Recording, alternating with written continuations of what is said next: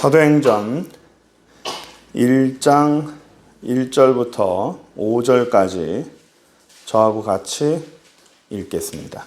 사도행전 1장 1절부터 5절까지 제가 읽을 때 따라오시면 되겠습니다. 데오빌러여, 내가 먼저 쓴 글에는 무릇 예수께서 행하시며 가르치기를 시작하신부터 그의 택하신 사도들에게 성령으로 명하시고 승천하신 날까지의 일을 기록하였노라. 그가 고난받으신 후에 또한 그들에게 확실한 많은 증거로 친히 살아계심을 나타내사 40일 동안 그들에게 보이시며 하나님 나라의 일을 말씀하시니라. 사도와 함께 모이사 그들에게 분부하여 이르시되 예루살렘을 떠나지 말고 내게서 들은 바 아버지께서 약속하신 것을 기다리라. 요한은 물로 세례를 베풀었으나 너희는 몇 날이 못되어 성령으로 세례를 받으리라 하셨느니라. 아멘. 이 사도행전은 영어로 하면 액츠죠, 액츠. 믿는 자들이 어떻게 신앙생활을 하는지, 또 그들이 예수 안에서 어떤 삶을 사는지를 이제 보여주는 게 바로 이 사도행전입니다. 누가복음과 사도행전을 같이 기록을 합니다. 우리가 수요 예배는 가능하면 우리가 설교도 괜찮지만 가능하면 성경 공부와 성경을 연구하는, 우리가 같이 공부하는 그런 과정으로 우리가 배웠으면 좋겠습니다. 1절을 우리가 먼저 볼까요? 1절 먼저 보시면 데오빌러여, 내가 먼저 쓴 글에는 무릇 예수께서 행하시며 가르치기를 시작하신부터 그의 택하신 사도들에게 성령으로 명하시고 승천하신 날까지의 일을 기록하였다라고 말했습니다. 먼저 쓴 글이 누가복음을 말합니다. 데오빌러의 다른 어떤 편지도 있을 수 있겠지만 또 다른 성경에서는 또 누가복음이다라고 말하는 분도 많습니다.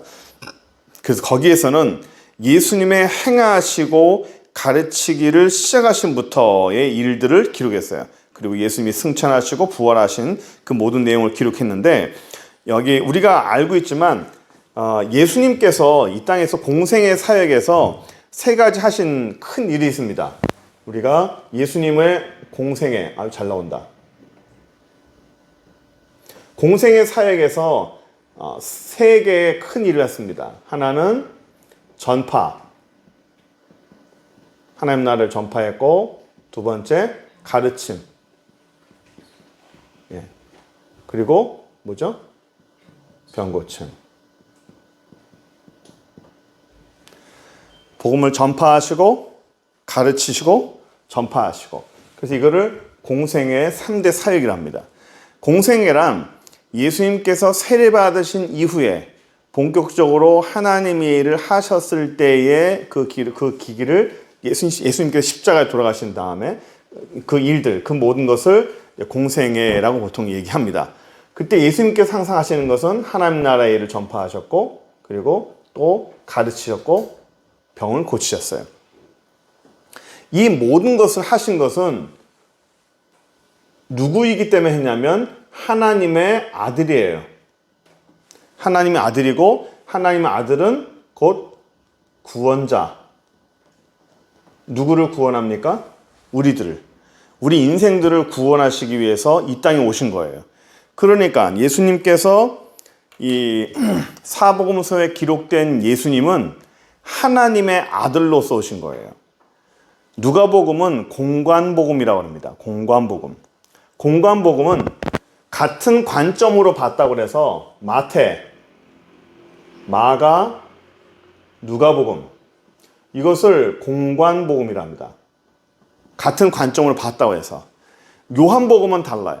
요한복음은 마태, 마가, 누가와는 달리 사복음서 하면 마태, 마가, 누가, 요한이지만 공관복음 하면 마태, 마가, 누가까지만을 말합니다.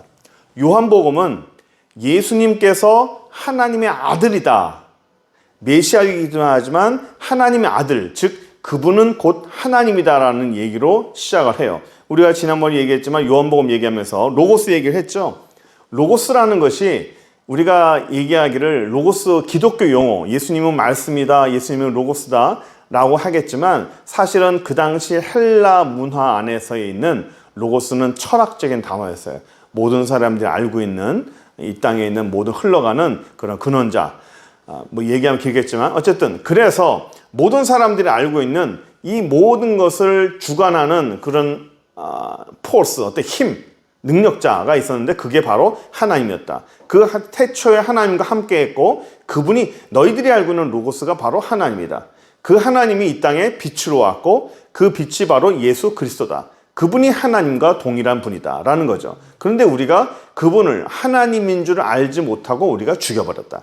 그러므로 우리는 큰 죄인이고 우리는 저주받아 마땅하지만 우리가 죽을 수밖에 없는 하나님을, 신을 죽인 사람이지만 그 신을 죽였던 죄악된 사람이 살아날 수 있는 유일한 방법은 그분의 아들 예수 그리스도가 나의 구주임을 믿고 그분이 부활하셨기 때문에 부활하심을 믿고 그분이 하나님을 믿고 고백하면 나는 그분을 죽였던 그 모든 죄, 사람으로서 모든 죄가 용서받고 구원받을 수 있다라고 하는 것이 요한복음으로 시작되는 거죠.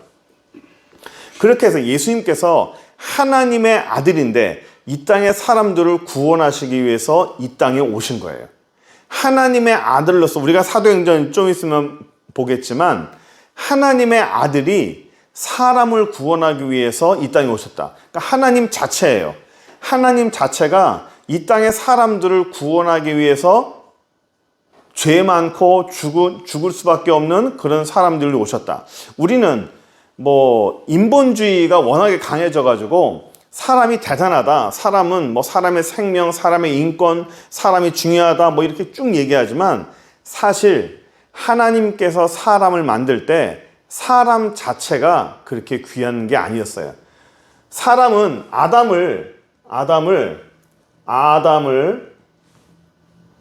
아담의 뜻이 첫 번째 흙이라는 뜻이죠. 두 번째 사람이라는 뜻이에요. 아담이 자체가 흙으로 만들었어요. 흙으로 사람을 지으사 되어 있죠. 흙으로 사람을 지으사. 우리는 흙 하면 그냥 이렇게 바닥에 이렇게 있는 그런 전체를 흙이라고 하지만 정확히 얘는 더스트입니다. 먼지입니다. 먼지. 우리가 운동장에 가면 아이들이 막 뛰어놀면 먼지가 막 일어나죠. 흙먼지들이. 그 흙먼지들이 모이면 흙이 되는 거예요. 그 흙이라는 것이 아주 잘게 쪼개지고 잘게 하나하나 다 보면 먼지에 불과한 겁니다. 그래서 사람은 정확히는 먼지에 불과합니다. 아주 먼지처럼 하찮은 사람들이에요. 그 하찮은 먼지 같은 사람을 하나님이 구원해 주시고 하나님의 사람으로 만드시기 위해서 예수님을 이 땅에 보내신 거예요. 그것을 인카네이션, 성육신이라고 그러죠. 이 땅에 오셔서 뭘 하셨냐면 1장 1절에 행하시고 가르치셨어요. 행하시고 가르치셨는데 우리가 잊지 말아야 될 게 예수님께서 맨 첫 번에 행하시는 것이 행하심이에요. 행하심. 그리고 나서 가르치셨어요. 이게 뭐가 중요하냐? 가르치셨다. 그리고 행하셨다. 라고 말할 수도 있겠지만 성경은 단어 하나하나가 그냥 쓰여지지 않았어요. 반드시 의미가 있게 쓰여진 겁니다. 무엇이 먼저 왔느냐? 행하심이 먼저 왔어요. 가르침보다도 행한 게 먼저 왔어요. 예수님께서 뭘 행하셨어요? 하나님의 아들의 구원 사역을 행하셨어요. 복음을 전파하시고 하나님의 아들, 사람을 구원하시기 위한 그 모든 공생의 사역을 먼저 행하셨어요. 행하시고 가르치신 거예요. 내가 행하지 않고 가르치지 않아요. 내가 행해야 가르치는 거예요. 그래서 우리가 그 교회에서 설교도 목사님들도 행하는 게 먼저잖아요. 그리고 가르치고 전파하잖아요. 이게 내가 행하지 않고 가르치면 힘이 없어요. 당당하지 못해요. 내가 안 되니까. 내가 해야, 내가 하나님 앞에서 고민하고 그 말씀 가지고 마음 앞에서 막 아파하고 고통스러워하고 오랫동안 고민한 가운데서 말씀을 내놓고 성도들에게 제시가 되면 그게 이제 말씀이 힘이 있는 거예요. 예수님께서도 항상 먼저 행하셨어요. 행하시고 나서 우리에게 가르치셨다는 겁니다. 이게 참 중요합니다. 우리가 이 사도행전을 뭐라고 말하냐면 act라고 그래요. act. 이게 act, 행동하다에 복수를 붙였는데 행동하다, 무엇을 행하다, 행동을 뜻하거든요. 행동. act가 사도행전의 뜻이 영어로 act예요. 어떤 행동일까? 무엇을 하는 행동일까? 예수님께서 행하신 그 액트, 예수님께서 이 땅에 사셨던 행동들, 예수님께서 삶으로 보이셨던 그 모든 것들, 그것들을 예수 믿는 자들이 따라하는 행동이에요. 사도행전은 예수님이 행하시는 것을 예수 믿는 자들이 그대로 따라한 것을 본받아 한 것을 기록한 것이 사도행전이에요. 예수님께서 부활하시고 난 다음에 예수님의 부활을 증거하는 예수 믿는 사람들이 예수님을 증거하고 예수님이 이러셨던 분이다, 예수님이 이런 행동을 했다, 예수님께서 이러한 모습을 보여줬다라고 사람들에게 알려주고 나도 그리한다, 나도 그분과 같이 동일하게 행동한다 라고 해서 예수님의 모습을 그대로 보여주는 것이 바로 액트예요. 이건 예수님의 모습을 그대로 행하는 거예요. 이게 예수 믿는 사람이잖아요. 저는 그렇게 생각을 해요. 크리스찬이 크라이스트, 사람이라는 뜻이에요. 예수 사람이라는 거죠. 예수 사람이라는 건데 우리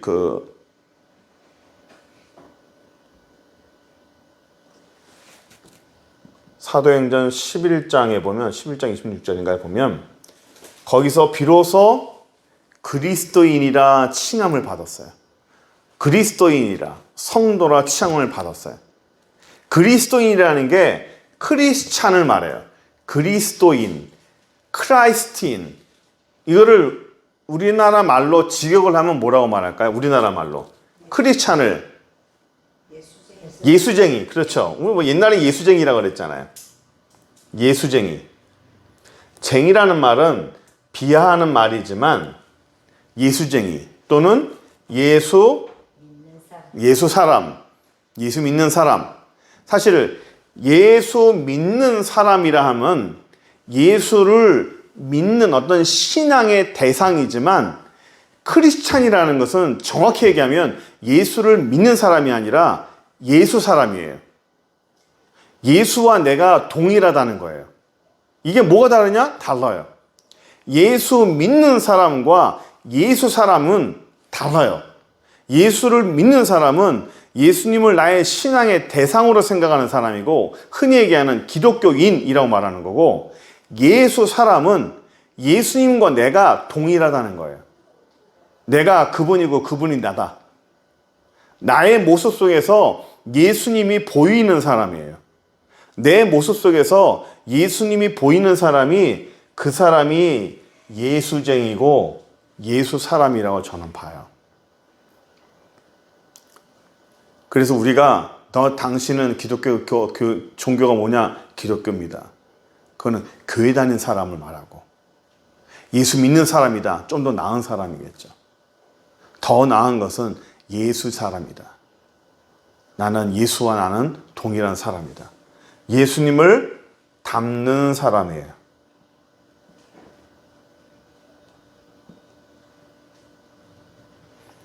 예수님을 닮아야 돼요. 우리가 좀 이따 하겠지만 예수님을 닮는 게 굉장히 중요합니다. 그가 택하신 사도들에게 성령으로 명하시고 승천하신 날까지의 일을 기록했어요. 그리고 예수님께서는 뭐 했죠? 아까 했지만 가르침.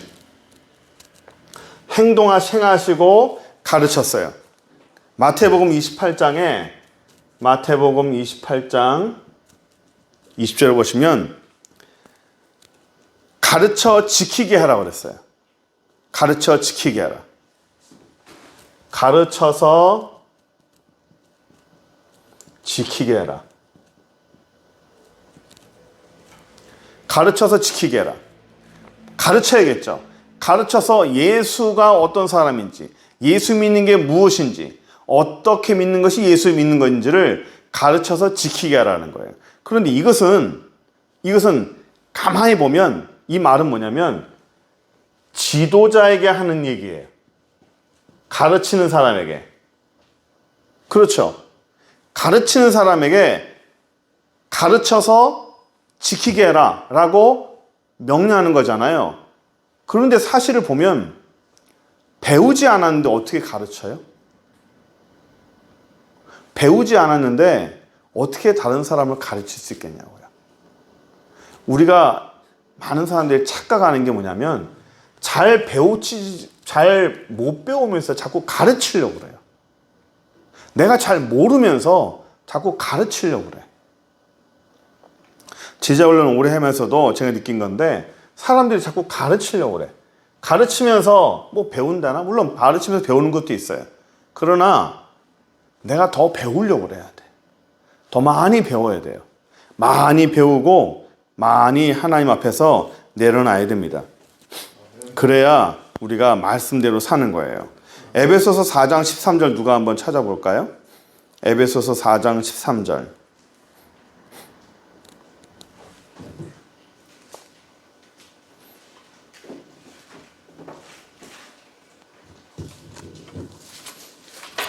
먼저 읽어주세요. 찾으신 분이. 하나님의 아들을 믿는 것과 아는 일에 하나가 되어 온전한 사람을 이루어 그리스도의 장성한 분량이 충만한 데까지 이르고. 예, 에베소서에 보면 뭐라고 되어 있어요? 우리가 하나님의 아들을 믿는 것과 믿는 것과 아는 일에 하나가 되어. 그렇죠. 믿는 것과 아는 일에 하나가 되라. 그 말은 예수 그리스도를 믿는 것, 예수 그리스도를 아는 것, 이게 하나가 된다는 거예요. 믿는 것뿐만 아니라 알아야 된다, 배워야 된다는 거죠. 많이 배워야 돼요. 많이 배워야 돼요. 정말 많이 배워야 돼요. 뭔가 아는 것 같다? 아니에요. 아니, 몰라요. 안타까운 분들이 많죠. 뭔가 아는 것 같을 때 정말 더 많이 배워야 돼요. 정말 많이 배워야 돼요. 3절 볼까요? 그가 고난받으신 후에 또한 그들에게 확실한 많은 증거로 친히 살아계심을 나타내사 40일 동안 그들에게 보이시며 하나님 나라의 일을 말씀하셨어요. 부활하신 다음에 40일 동안 사람들에게 예수님의 부활을 보이셨죠? 내가 살아났다라는 것을 보이셨어요. 그 사람들로 하여금 생명이 다시 살아났다라는 것, 굉장한 기적이고 사람들에게 보여주는 놀라운 능력이죠. 예수 믿는 사람들이 뭘 증거했냐면 예수님의 부활을 증거했어요. 예수님의 부활을. 그래서 4절 보시면 사도와 함께 모이사 그들에게 분부하여 이르시되 예루살렘을 떠나지 말고 내게서 들은 바 아버지께 약속하신 것을 기다리라. 요한은 물로 세례를 풀었으나 너희는 몇 날이 못되어 성령으로 세례를 받으리라 라고 말했어요. 그래서 예수님께 이 사람들이 사도와 함께 모였어요. 사도들과 함께 모였습니다. 사도는 예수님의 제자들을 말해요. 아포스트라고 그래가지고 사도를 말하는데 영어로 쓰면 좀 그렇고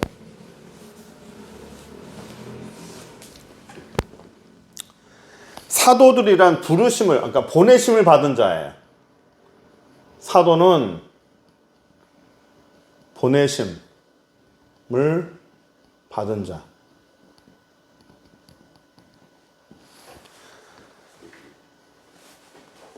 예수님께서 사도를 보냈어요. 여기서 보내심을 받았다. 누구에게 보내심을 받았을까요? 누구에게? 누구에게 보내심을 받았을까? 세상 사람들이죠. 세상 사람들. 예수 믿지 않는 사람들. 지옥 가는 사람들. 저주 아래에 있는 사람들.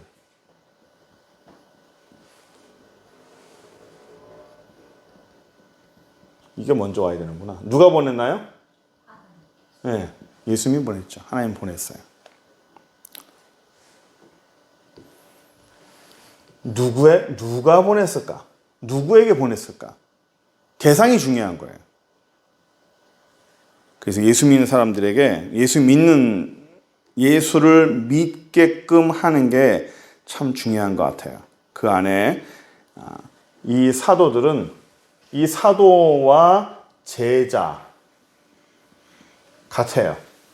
그래서 우리는 제자고 사도고 보내심을 받고 훈련 받고 그래서 예수 믿지 않는 자들에게 말씀을 보내주고 메시지를 내 안에 가지고 있어야 되는 거예요. 그래서 함께 모이사 그들에게 분부하여 이렇다 그랬죠. 약속하신 떠나지 말고 내게 들은 약속한 것을 기다려라. 그래서 이때부터 예수 믿는 사람들이 크리스찬들이 모이기 시작했어요. 모임을 갖기 시작했습니다. 이거를 뭐라고 말하냐면 에클레시아라고 그래요. 에클레시아. 교회라는 겁니다. 교회. 에클레시아. 모임, 회.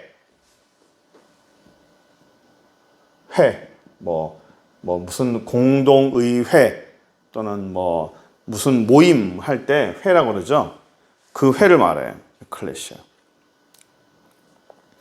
예수님께서 부르심을 받은 자, 예수님께서 보냄을 받은 자, 그들이 모인 것을 교회라고 그래요. 교회. 우리가 교회는 예수 믿는 사람들이 모이는 곳. 예수 믿는 사람들이 모이면 그게 교회예요. 교회와 예배당은 달라요.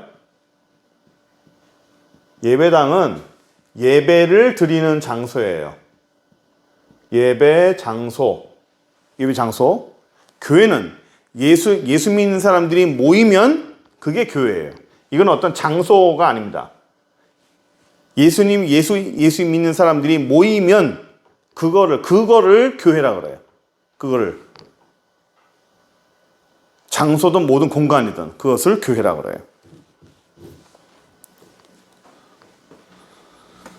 그래서 부름 받은 자들이 모인 거. 그래서 여기 보시면 아까 했지만 그 크리스찬 예수 믿는 사람, 예수를 닮아가는 사람,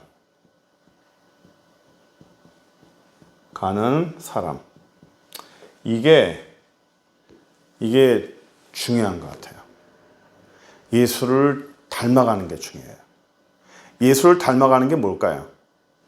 우리의 생각이 예수를 닮아야 되고, 우리의 말, 행동이 예수를 닮아야 되죠. 우리 옛말도 그런 말 있잖아요. 그 사람의 인생이 얼굴로 나온다 하잖아요. 관상이 어떠냐 이게 중요한 게 아니라 그 사람 속에 있는 것들이 겉으로 나옵니다. 그 사람 삶의 내용이 얼굴로 나올 수밖에 없어요. 어떻게 살아왔는지, 어떤 모양으로 살아왔는지, 어떤 인격체로 살아왔는지, 어떤 마음으로 살아왔는지 얼굴에 드러나죠.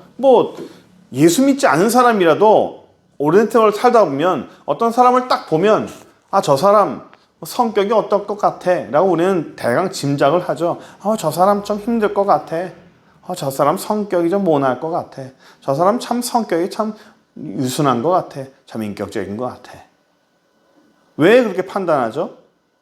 얼굴을 보면 대강은 다 맞아요. 거의 대부분은 다 맞습니다. 왜냐하면 우리가 인생을 살면 자기 얼굴에 책임지라는 말이 있잖아요. 그것은 내가 얼굴이 잘생겼거나 잘생겼니 예쁘니 많이 이게 중요한 것이 아니라 얼마나 덕을 끼치고 살았느냐, 얼마나 마음 안에서 풍성하게 살았느냐. 예수 믿는 사람도 똑같아요. 예수 믿는 사람이면 다 다른가요? 잘났다 못났다가 아니라 내 안에서, 내 얼굴에서, 내 삶 속에서 예수의 모습이 보여야 된다는 거 아니겠어요? 저도 목표가 그거예요. 목표가 그건데 제 목표도 예수님 닮는 건데 왜 왜 날이 갈수록 더 어려워지는 것 같죠? 요즘 고민이에요. 날이 갈수록 40대까지만 해도요, 그래서 좀 가까이 간다는 느낌이 들었는데 40 넘어가면서부터 나이가 들었다라는 생각을 하면서부터 더 멀어지는 거 아닌가라는 그런 생각이 참 많이 듭니다.